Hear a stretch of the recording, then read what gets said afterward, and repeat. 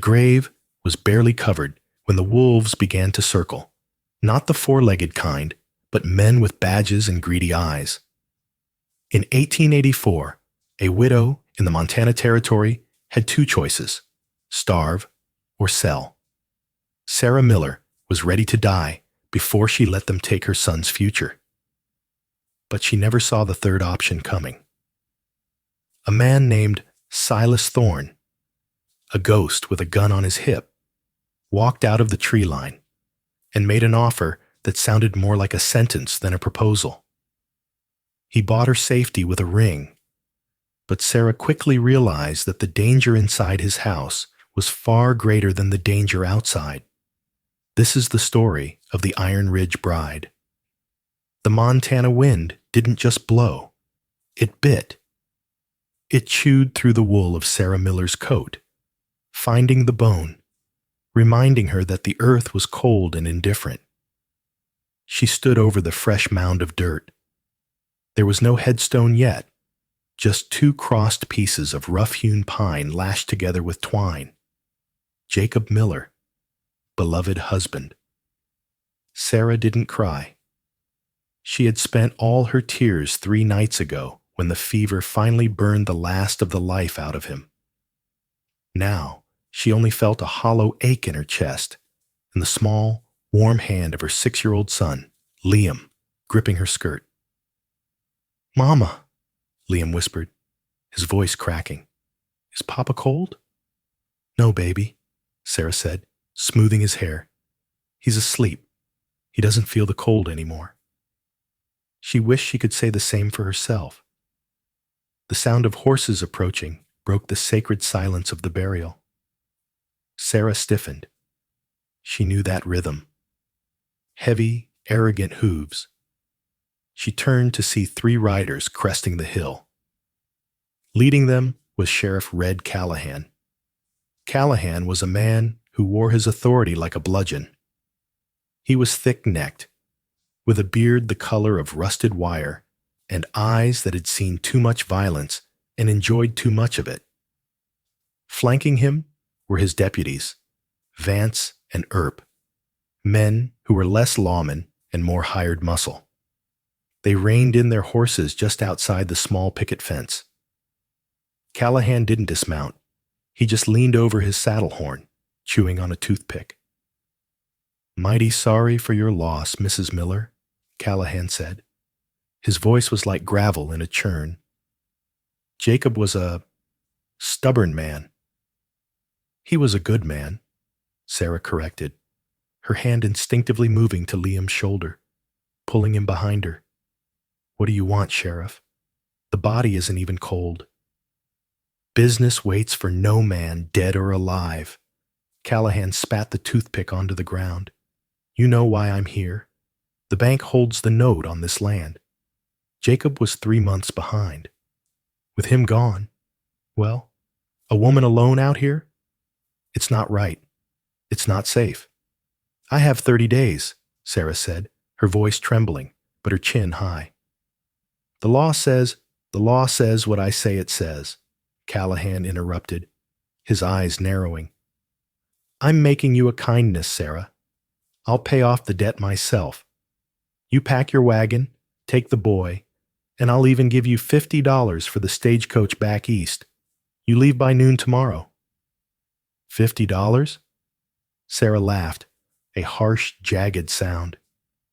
"This land is worth 10 times that. The water rights alone are worth nothing if you're dead," Callahan said softly. The threat hung in the air, heavy as the coming snow. "Accidents happen, Mrs. Miller. Barns burn down. Wolves snatch children. Don't be a fool like your husband." He tipped his hat, a gesture devoid of respect. "Noon. Tomorrow." As the sheriff turned his horse, a metallic click echoed across the clearing. It was the distinct, terrifying sound of a lever-action Winchester rifle being cocked. "I believe the lady said she has 30 days. The voice came from the tree line. It was deep, calm, and carried a resonance that made the horses pin their ears back. Callahan froze. He turned his head slowly. Stepping out from the shadows of the pines was a man dressed in black. He was tall, broad-shouldered, wearing a long duster coat that had seen miles of dust. His hat was pulled low, shadowing his eyes, but the rifle in his hands was steady, aimed directly at Callahan's chest. "Silas Thorne," Callahan sneered, though Sarah noticed his hand hovered nervously over his own pistol. "I didn't know you came down from that fortress of yours to mingle with the peasants." "I don't," Silas said. He walked forward, his boots crunching softly on the frost. He didn't look at Sarah. His eyes were locked on the sheriff. "But I was passing by, and I hate to see a man badger a widow." "This is county business, Thorne," Callahan warned. "It looks like racketeering to me," Silas countered. "Get off this land, Red, or I'll leave you on it." The deputies looked at Callahan, waiting for a signal. For a long, tense moment, the only sound was the wind. Callahan looked at the Winchester, then at Silas's face. He knew the stories. Everyone in the territory knew the stories about Silas Thorne. They said he had been a bounty hunter, a soldier, a killer. They said he had enough money to buy the governor and enough bullets to kill the population of Banyan Creek. "You're making a mistake, choosing sides here," Callahan growled. He yanked his reins. "Let's go, boys. Noon tomorrow, Mrs. Miller. Thorne won't be here forever." They thundered off, leaving a cloud of dust that drifted over Jacob's grave. Sarah let out a breath she didn't know she was holding. Her knees felt weak. She turned to the stranger. Up close, he was even more intimidating. His face was a map of sharp angles and rough stubble, with a scar running through his left eyebrow. His eyes were a piercing, icy blue, devoid of warmth. "Thank you," Sarah said, clutching Liam tight. I don't know what I would have done." Silas uncocked the rifle. He looked at the grave, then at Liam, and finally at Sarah. He didn't smile. "He's right, you know," Silas said. Sarah blinked. "Excuse me?" "Callahan, he's right. You won't last a week. He'll burn you out tonight, or he'll poison your well tomorrow. He wants the water rights for the railroad coming through." Sarah's defiance flared again. "I won't leave. This is our home." "It's a grave," Silas said bluntly. "And it'll be yours too, if you stay." He walked closer, towering over her. He smelled of tobacco, gun oil, and expensive leather. "I have a proposition for you, Mrs. Miller." "I don't take charity," Sarah said stiffly. "It's not charity. It's a transaction." Silas looked toward the horizon, his jaw tightening. "I live at Iron Ridge. It's 10 miles north. I have a large house. I have wealth. I have protection that Callahan wouldn't dare breach." "And what do you need?" Sarah asked, suspicious. Silas looked back at her, his gaze intense. "I have a niece. She requires care. A woman's touch. I cannot provide it. And I need to secure my estate against certain legal claims that require me to be a family man." He paused, his eyes searching hers. "You need a family to keep you safe. And I need a bride to keep my land," he said. Sarah stared at him, shocked. "You want to marry me?" "I want to marry you. In name. You and the boy move to Iron Ridge. You raise the girl. You run the house. In exchange, I pay off your husband's debts. I educate your son. And I ensure Red Callahan never steps within 100 yards of you again." "And the marriage?" Sarah asked, her voice a whisper. "What does that entail?" "It entails a ring and a piece of paper," Silas said coldly. "I have no need for a wife in my bed, Mrs. Miller. My heart is occupied elsewhere. This is business." Sarah looked down at Liam. His coat was threadbare. His shoes had holes. If they stayed, Callahan would kill them. If she left, they would starve in the city. She looked up at Silas Thorne, the man with the eyes of a wolf. "Pack your things," Silas said, turning back to his horse. "We leave in the hour." The ride to Iron Ridge was silent. Sarah sat in the buckboard wagon, Liam asleep against her side, while Silas rode his black stallion alongside them. He didn't speak. He constantly scanned the ridge lines, his hand never straying far from his holster. Sarah watched him. He was a handsome man, in a rugged, dangerous way. But there was a darkness clinging to him that the afternoon sun couldn't dispel. Why did a man like this, wealthy, commanding, need a destitute widow to save his land? And what about this niece? As they climbed higher into the foothills, the terrain became more aggressive. Jagged rocks, dense pines, and steep drop-offs. Finally, the estate came into view. It wasn't a ranch. It was a fortress. The main house was a sprawling two-story structure made of dark timber and riverstone, perched on a cliff overlooking the valley. A high stone wall surrounded the perimeter. Men patrolled the grounds with rifles slung over their shoulders. This wasn't a home. It was a stronghold preparing for war. "Stay close," Silas said as he helped her down from the wagon. His touch was firm but impersonal. The front doors were heavy oak, reinforced with iron bands. Silas pushed them open, revealing a grand foyer. It was opulent. Persian rugs, a crystal chandelier that looked out of place in the wild territory, and a massive stone fireplace roaring with flames. But the house felt dead. It was silent. Too silent. "Wait here," Silas commanded. He walked to the staircase. "Elara, bring her down." A moment later, an older woman, severe-looking with gray hair, pulled into a tight bun, appeared at the top of the stairs. She was leading a small girl by the hand. The girl looked to be about 8 years old. She wore a pristine white dress that looked like it belonged on a porcelain doll. She had long, dark hair and big, terrified eyes. "This is Emily," Silas said, gesturing to the child. "My brother's daughter." Sarah stepped forward, her mothering instinct taking over. She smiled warmly. "Hello, Emily. I'm Sarah, and this is my son Liam." Emily didn't smile. She didn't move. She just stared at Sarah. Then her eyes darted to Silas, filled with something that looked like panic. "She doesn't speak," Silas said flatly.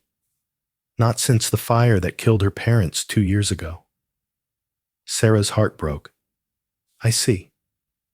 "She needs structure," Silas continued. "She needs to be made presentable. There are investors coming next month. They need to see a stable, happy family unit.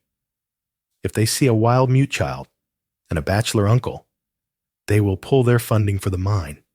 If they see a wife and a well-cared-for child, I keep the mine." "So we are props," Sarah said, a flush of anger rising in her cheeks. "You are safe," Silas corrected, "and fed, and your son has a future. Do not mistake this for a romance, Sarah. It is a contract." He turned to the housekeeper. "Elara, show Mrs. Thorne, Mrs. Miller, to the East Wing. That will be her and the boys' quarters. I stay in the West Wing. Sarah, you are never to enter the West Wing.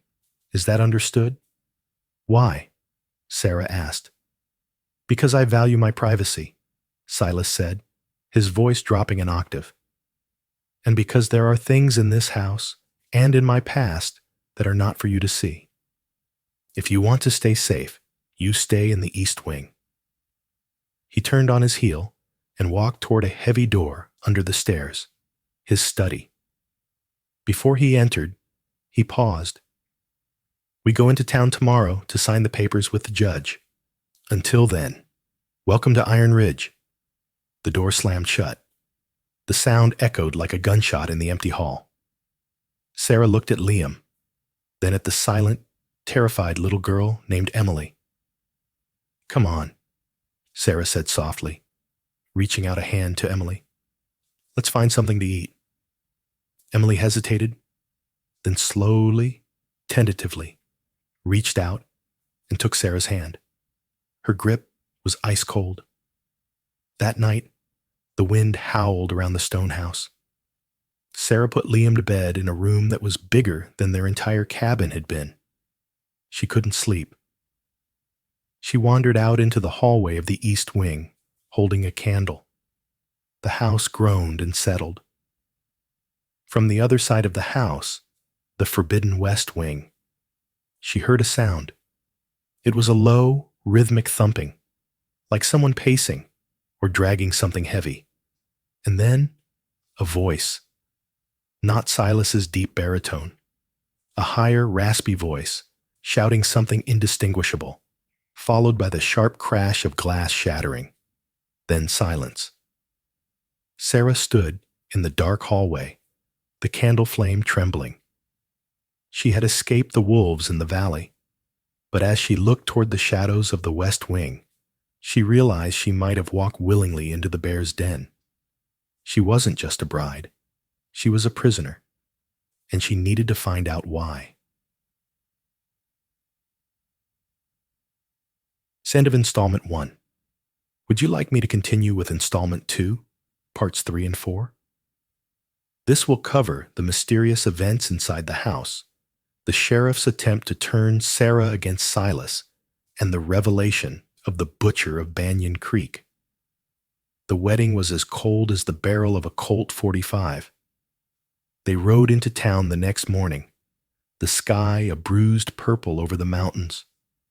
Silas had traded his dusty trail coat for a black broadcloth suit that made him look less like a rancher and more like an undertaker. Banyan Creek was a town carved out of mud and desperation. As Silas's wagon rolled down Main Street, the activity stopped. The blacksmith lowered his hammer. The piano in the saloon went silent. Men on the boardwalk touched the brims of their hats, not in greeting, but in nervous acknowledgement. "They fear you," Sarah noted, clutching her shawl tighter against the chill. "Fear keeps the peace," Silas replied, his eyes scanning the rooftops. "Respect is too expensive." They were married in the office of Judge Amos Sterling. It was a dusty room that smelled of stale cigar smoke and old law books. The ceremony took 5 minutes. No vows of love, just a mutual agreement of property and protection. When Silas slid the gold band onto Sarah's finger, his hand was warm, calloused, and incredibly gentle, a stark contrast to the gun on his hip. "It is done," Silas said, releasing her hand quickly. "I have business at the bank. Take the boy to the general store. Buy whatever you need. Put it on the Iron Ridge account." He handed her a heavy coin purse and walked out without looking back. Sarah took Liam into Mercer's general store. It was a haven of smells: coffee beans, peppermint, and sawdust. While Liam stared wide-eyed at a jar of rock candy, Sarah moved through the aisles, picking out fabric for Emily. The girl's clothes were expensive, but old, as if she hadn't grown in 2 years. "He won't let you keep the boy, you know." Sarah spun around. Sheriff Red Callahan was leaning against a stack of flour sacks, peeling an apple with a knife that looked razor-sharp. "Sheriff," Sarah said, stepping between him and Liam, "I'm a married woman now. My husband—" "Your husband," Callahan chuckled, slicing a piece of apple. "Silas Thorne. Do you know his real name? The name he went by in Abilene?" Sarah stayed silent. "They called him the Butcher," Callahan whispered, leaning in close. "Because he didn't just catch outlaws, Mrs. Thorne. He dismantled them. And do you know why he came back here? To hide. Hide from what? Sarah asked, despite herself. From what he did to his own kin, Callahan said, his eyes gleaming with malice. Ask him about the fire, Sarah. Ask him why his brother, Emily's father, burned to death, but Silas walked out without a scratch. Ask him who is really buried in the family plot. Callahan stabbed the knife into the apple. He needs a wife to claim the trust fund left for the girl.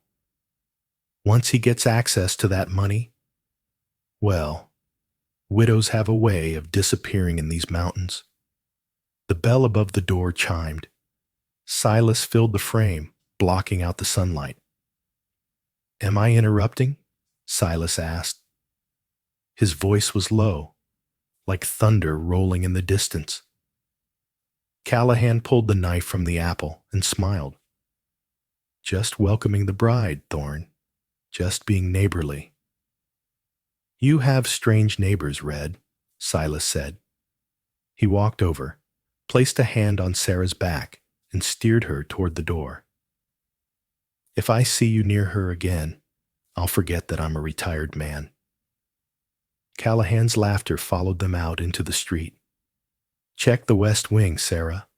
Ask him what he keeps behind the iron door.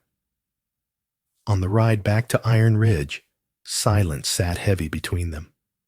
Sarah looked at Silas's profile. It was granite hard. Is it true? She asked finally. Is what true? That they called you the butcher? Silas didn't flinch.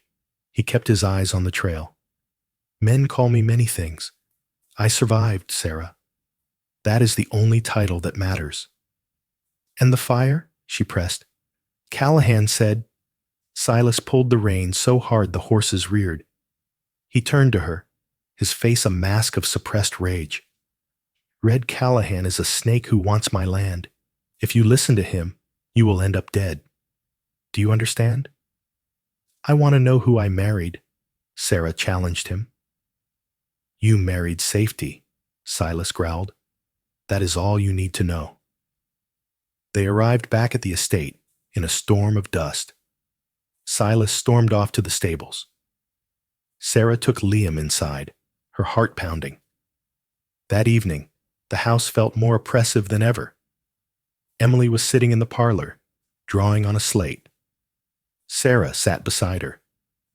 What are you drawing, sweetheart? Sarah asked. Emily hesitated, then turned the slate around. It was a crude drawing in chalk. It showed a house with flames coming out of the windows. In front of the house were two stick figures. One was lying on the ground, red chalk scribbled over it. The other figure was standing over it, holding a gun. The figure with the gun had a scar over one eye. Sarah's blood ran cold. It was Silas. Did Uncle Silas do this? Sarah whispered. Emily's eyes widened. She erased the drawing frantically with her sleeve, shaking her head violently, tears springing to her eyes. She jumped up and ran up the stairs. Sarah stood up to follow her, but stopped. The noise was back. Thump, drag, thump. It was coming from the west wing corridor, but this time the heavy oak door that separated the wings was slightly ajar. Ilara, the housekeeper, had gone into the cellar. Silas was in the barn. Sarah knew she should turn away. She knew the rules. But the sheriff's words and Emily's drawing were burning in her mind. She picked up a kerosene lamp and stepped through the forbidden door.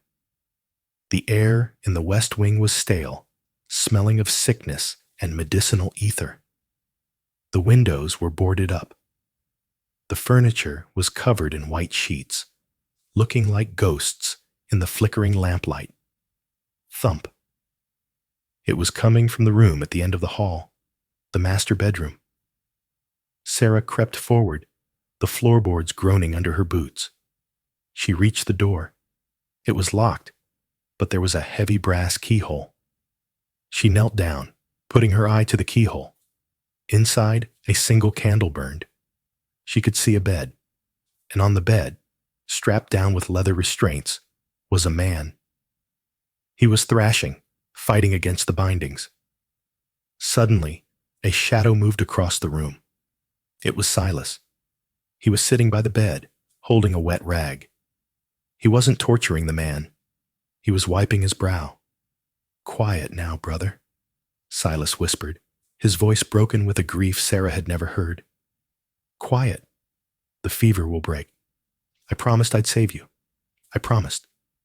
Sarah gasped, pulling back. Her boot scraped loudly against the floor. Inside the room, Silas froze. He turned his head slowly toward the door. "Who's there?" he barked, his voice turning back to steel. Sarah scrambled backward, her heart hammering against her ribs. She wasn't just living with a killer. She was living with a man who was keeping a ghost alive. Sarah barely made it back to the east wing before the heavy door of the west wing slammed shut and the lock clicked. She blew out her lamp and sat in the dark, clutching her chest. Brother. Silas had called the man brother, but his brother, Emily's father, was supposed to be dead, buried. If he was alive, why was he tied up? Why was it a secret? The next morning, the tension at the breakfast table was thick enough to choke on. Silas looked exhausted. There were dark circles under his eyes, and his hand trembled slightly as he lifted his coffee cup. "We have a shipment of timber going out today," Silas announced, not looking at Sarah. "I'll be riding point. Elara will stay with you." "I'm coming with you," Sarah said. Silas looked up, his eyes narrowing. "No." "I need to go to town," she lied, her voice steady. "Liam needs new boots for the winter. And Emily needs to get out of this house. She's like a prisoner here." "It is not safe," Silas stated. "You have 5 armed men riding with you," Sarah countered. "If we aren't safe with you, Silas, then we aren't safe anywhere." Silas studied her for a long moment. He seemed to be looking for a crack in her resolve. Finally, he sighed. "Fine, but you stay in the wagon. If I say get down, you get on the floorboards and you cover the children. Do not hesitate." The convoy was slow. 3 wagons loaded with timber, flanked by Silas's hired hands. Sarah drove the buckboard in the middle, with Liam and Emily in the back. The air was crisp, the Montana sky a piercing blue. For a few miles, it felt peaceful. Sarah watched Silas riding ahead on his black stallion. He sat tall, alert, a natural predator in his environment. Despite her fear, she couldn't help but admire the way he moved, with total economy and grace. They reached a narrow pass known as Dead Man's Cut. High canyon walls rose on both sides. "Hold!" Silas's voice rang out. He raised a gloved hand. The convoy halted. The silence of the canyon was sudden and unnerving. "What is it?" Sarah whispered to herself. Then the first shot rang out. It hit the driver of the lead wagon. He toppled backward. "Ambush!" Silas roared. "Defensive positions! Now!" Chaos erupted. Bullets pinged off the iron rims of the wagon wheels. Men shouted. Horses screamed. "Get down!" Sarah screamed at the children, shoving them onto the floor of the wagon and throwing a heavy wool blanket over them. She grabbed the reins, trying to keep the spooked horses steady. From the ridgeline, a dozen men appeared, firing down into the convoy. They wore bandanas over their faces, but Sarah recognized the red coat of the leader. It wasn't Callahan. He was too smart to do the dirty work himself, but these were his deputies. Silas didn't take cover. He spurred his horse forward, drawing his Winchester from its scabbard. He didn't fire wildly. He rode straight into the teeth of the ambush. Bang, rack, bang, rack. Every time Silas fired, a man on the ridge fell. It was terrifyingly efficient. Sarah watched as he dropped from his saddle, using his horse as a shield, and returned fire with his ivory-handled revolvers. He moved like a blur, a whirlwind of black dust and gun smoke. This was the butcher. A rider broke from the canyon wall and charged Sarah's wagon. He had a machete raised, aiming for the traces to cut the horses loose.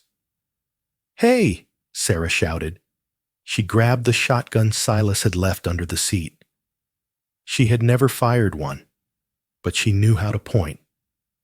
She pulled the trigger.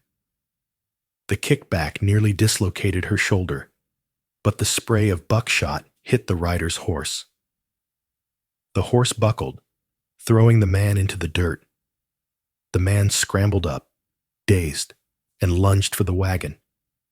Suddenly, a lasso dropped over his shoulders. The rope went taut instantly.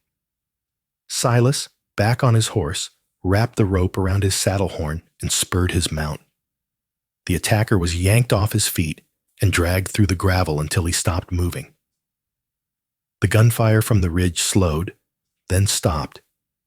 The ambushers were breaking. They hadn't expected this level of resistance. "They're running!" one of Silas's men shouted. "Let them run," Silas commanded, holstering his gun. He spun his horse around and galloped back to Sarah's wagon. His face was streaked with soot and blood. He looked wild, terrifying. He ripped the blanket off the children. "Are they hurt?"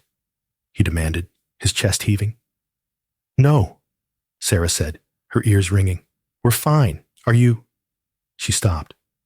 There was a dark stain spreading across the white shirt under his duster. "Silas," she gasped, "you're hit."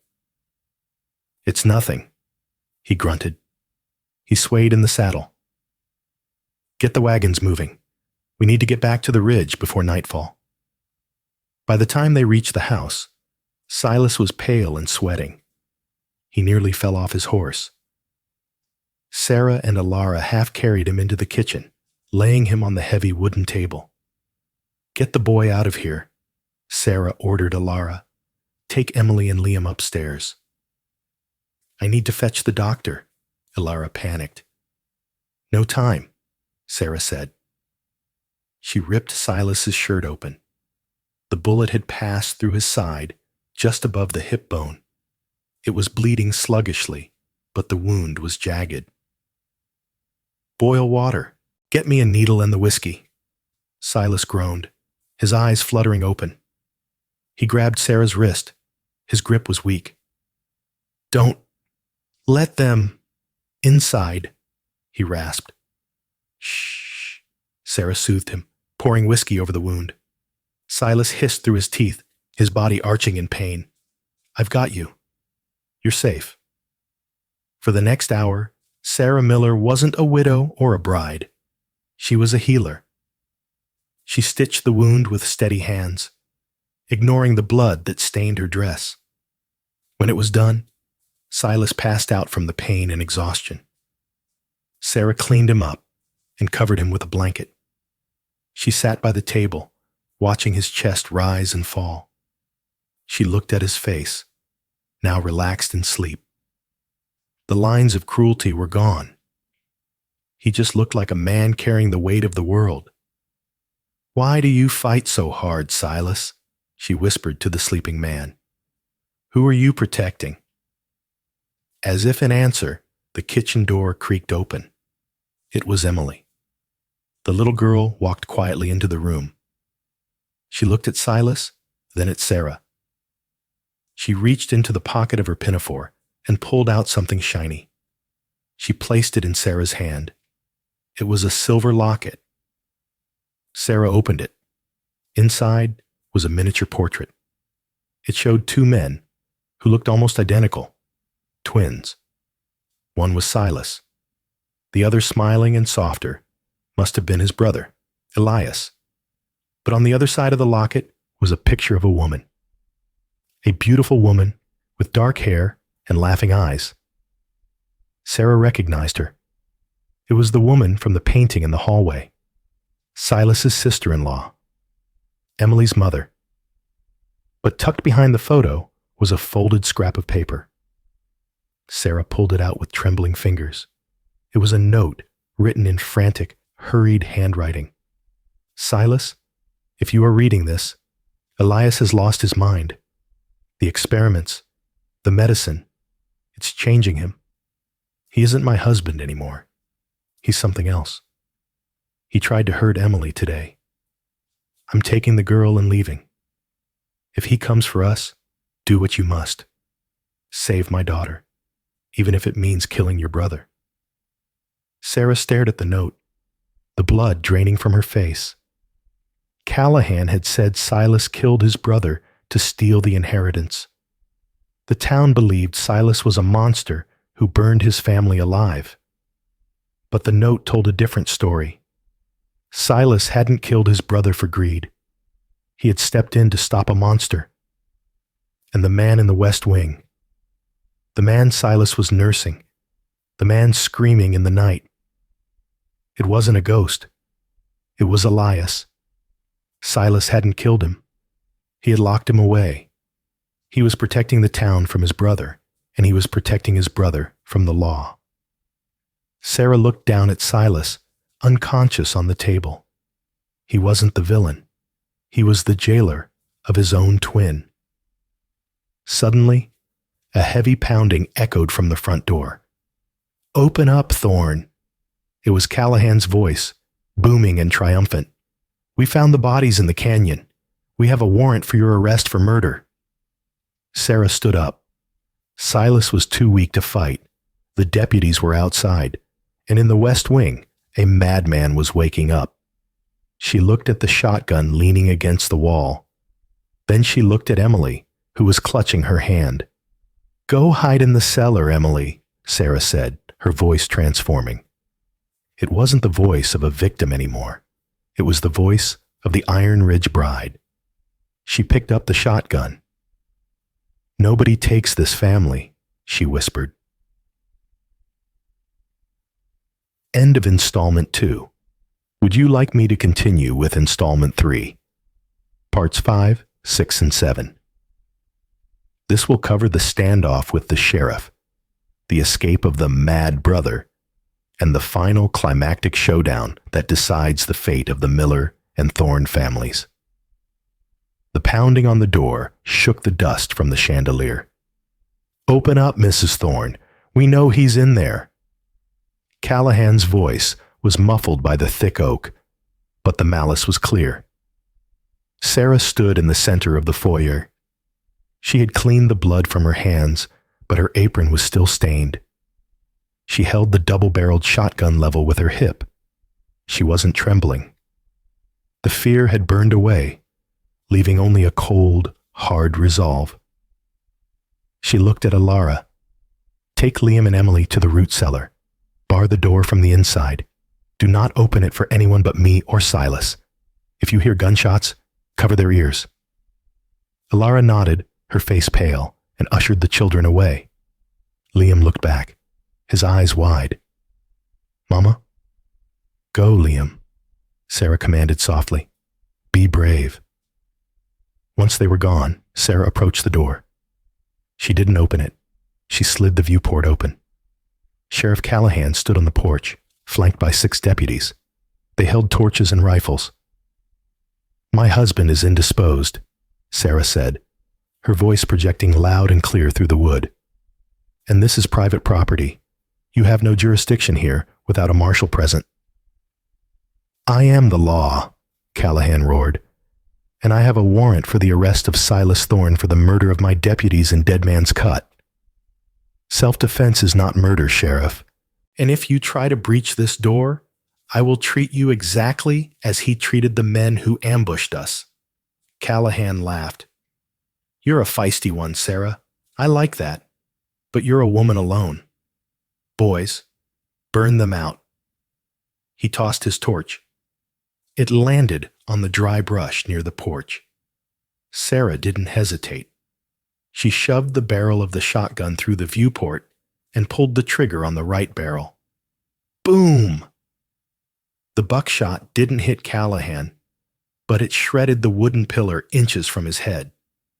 Wood splinters sprayed his face. He scrambled backward, falling off the porch steps into the dirt.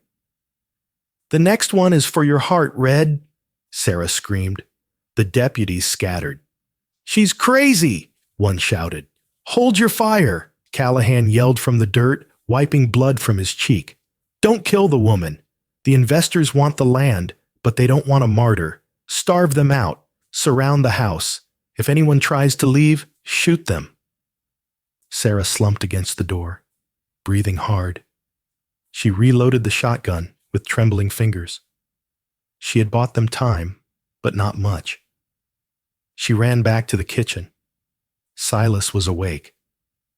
He was sitting up on the table, clutching his side, his face gray with pain. You shot at him?" Silas rasped, a faint, incredulous smile on his lips. "I missed," Sarah said, helping him down. "On purpose. We have to move. They're going to wait us out, or burn the house down." "The armory," Silas grunted.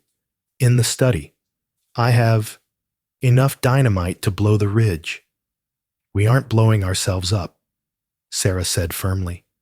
She wrapped her arm around his waist, supporting his weight. "We are going to the West Wing." Silas stiffened. "No, not there. Elias." "I know about Elias," Sarah said, looking him deep in the eyes. "I saw the note. I know you didn't kill him. I know you're protecting him." Silas looked at her, stunned. The mask he had worn for 2 years crumbled. "He's dangerous, Sarah. The mercury poisoning from the mines. It ate his mind. He thinks everyone is an assassin. He tried to kill Emily because he thought she was a changeling." "He's your brother," Sarah said. "And right now, this house is burning. We need every hand we can get, or we need to get him out." "He'll kill us," Silas warned. "Not if his brother asks him to fight," Sarah said. "You're twins, Silas. That bond doesn't break, not even with madness." Outside, the glow of fire began to flicker through the windows. The smoke was starting to curl under the floorboards. "Fine." Silas gritted his teeth. "Get me my gun belt." The West Wing was suffocating. The air was thick with the smell of sickness, and now, the creeping scent of wood smoke. Sarah supported Silas as they limped down the hallway. They reached the heavy door of the master bedroom. Silas fumbled with the keys. "Elias?" Silas called out. "It's Silas." He unlocked the door. The room was empty. The restraints on the bed were chewed through. Gnawed and ripped leather straps lay on the floor. "He's loose," Silas whispered, horror dawning on his face. Suddenly, a shadow detached itself from the corner of the ceiling. Elias Thorne dropped onto his brother. He looked exactly like Silas, but wilder. His hair was matted, his beard long and unkempt, his eyes rolling in his head. He was gaunt, but possessed a terrifying, wiry strength. He pinned Silas to the ground, his hands around Silas's throat. "Traitor," Elias hissed, spittle flying. "You brought them. You brought the demons." "Elias, no!" Sarah screamed. She raised the shotgun, but she couldn't shoot. They were identical. In the struggle, she couldn't tell which one was her husband. "Brother, look at me," Silas choked out, gripping Elias's wrists. His wound was tearing open, blood soaking his bandage. "It's Silas. They are burning the house, Elias. They are coming for Emily." At the name Emily, Elias froze. His grip loosened. He tilted his head like a dog hearing a whistle. Eily," Elias croaked. "The red man," Silas wheezed. "Callahan. He's outside. He wants to hurt her." Elias blinked. The madness in his eyes receded for a fleeting second, replaced by a profound, crushing sorrow. He looked down at his own hands, then at Silas. He rolled off his brother and stood up, panting. "Fire," Elias said, sniffing the air. "Fire. Bad." "Yes," Sarah said, stepping forward cautiously. "We have to go. Now." Elias looked at Sarah. He reached out a dirty hand and touched her cheek. "Sarah?" he asked. Sarah froze. "How do you know my name?" "Silas." Elias looked at his twin. "He talks to me. At night. Tells me he found a queen. To save the kingdom." Tears pricked Sarah's eyes. Silas had been telling his insane brother about her. Crash. The front window of the house shattered. A Molotov cocktail flew in, exploding on the Persian rug in the foyer. The flames roared up the staircase. "They're breaching," Silas yelled, struggling to his stand. "They aren't waiting anymore." The three of them stumbled out of the west wing. The main hall was an inferno. Through the smoke, Sarah saw the front doors burst open. Sheriff Callahan strode in, a wet handkerchief over his face, his gun drawn. Behind him were three men. "Come out, Thorne!" Callahan yelled. "Die like a man!" Silas drew his revolver, but he was too weak. He slumped against the banister. Sarah leveled the shotgun, but before she could pull the trigger, a blur of motion flew past her.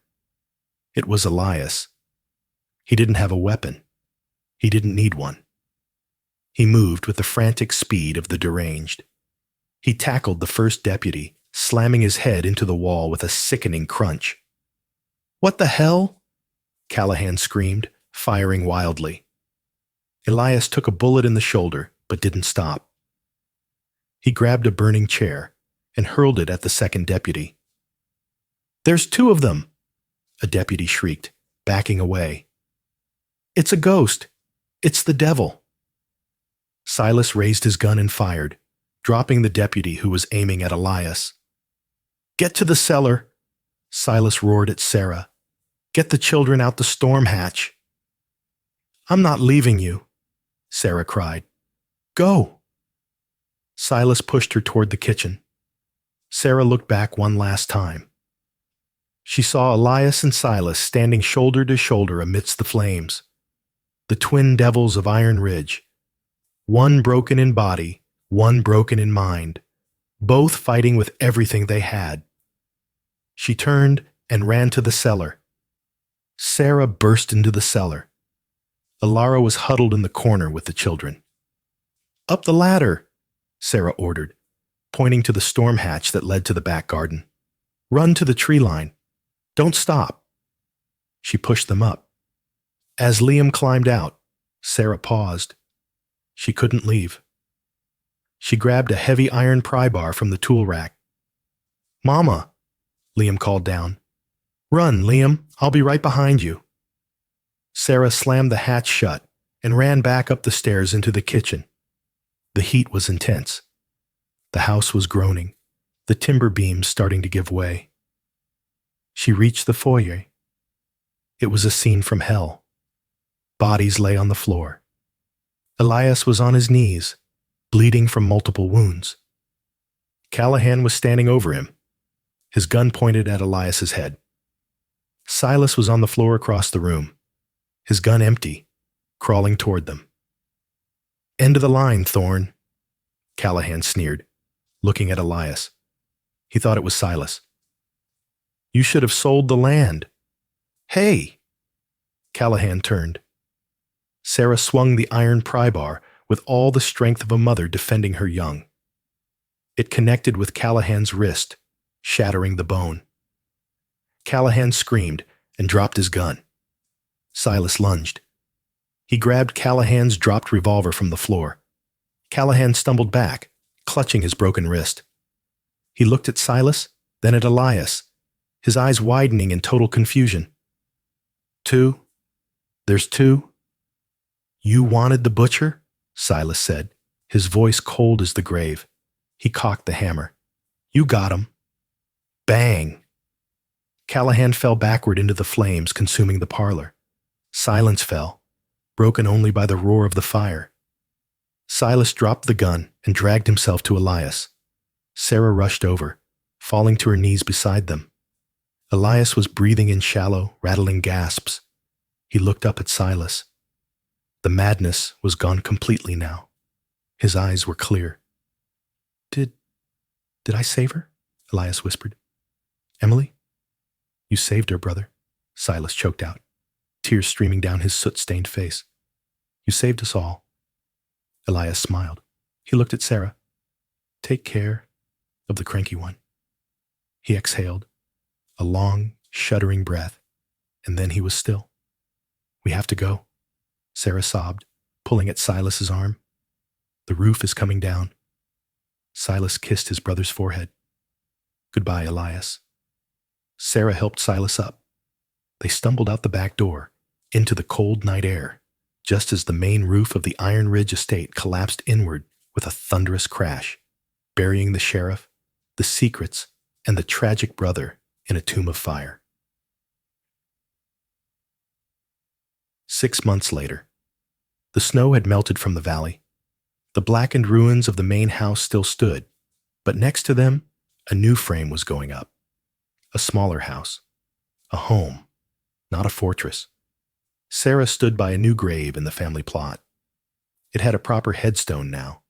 Elias Thorne, beloved father and brother, hero.